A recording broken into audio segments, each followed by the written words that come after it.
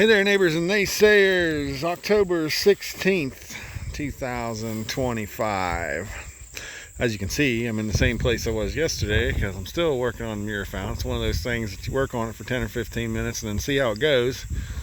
And it's still leaking. So I changed the O-ring in the back of the fitting. Next thing to do is take it all up and change the fitting, or put thread tape on the float and see if that works, which I hate to do, but it may be what we have to do. Or the alternative is turn it off and only turn it on when the cows are in the field.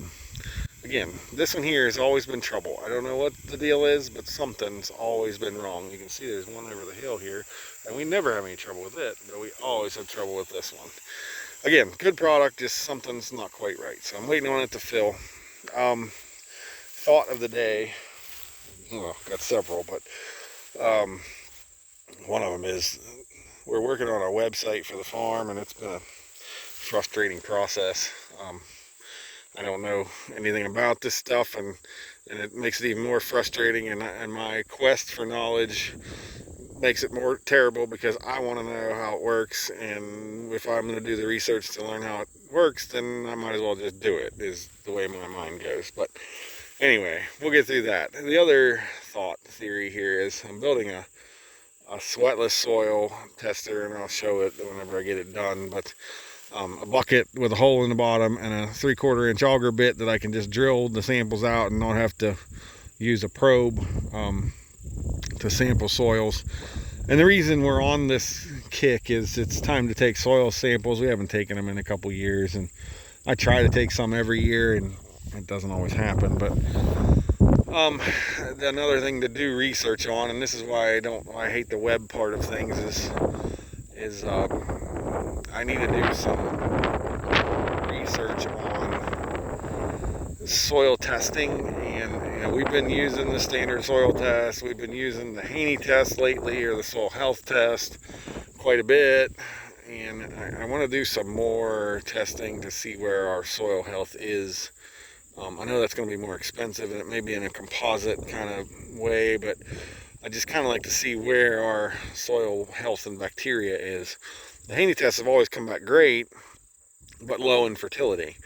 And so the reason for thinking all this is, do we have enough fertility, enough soil health out there that we can apply some fertility, get our fertility levels up, and yet then build back our soil health, because we know that applying commercial fertilizer is going to hurt our soil health to an extent. And then also, what products can we put out there that might help to build our soil health back? And it's a long, drawn out wrestling. I need a whiteboard to connect all the dots and figure it all out. If I had to go back to school and do it all over again, I'd study microbiology and learn the soil health, because that's the cool part of the world to me at this point.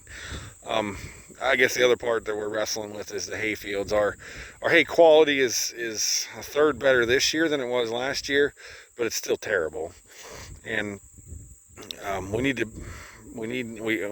kind of got to a point where we need to be applying some more fertility to those hay fields, but we hate to, because it's just such a losing battle, and I don't want to apply fertility to harm the health, but I need to apply fertility to improve the quality of the hay. And it all comes down to, this is a broken system, and I've talked about this before, and I need to get to a point where we're not in a broken system anymore.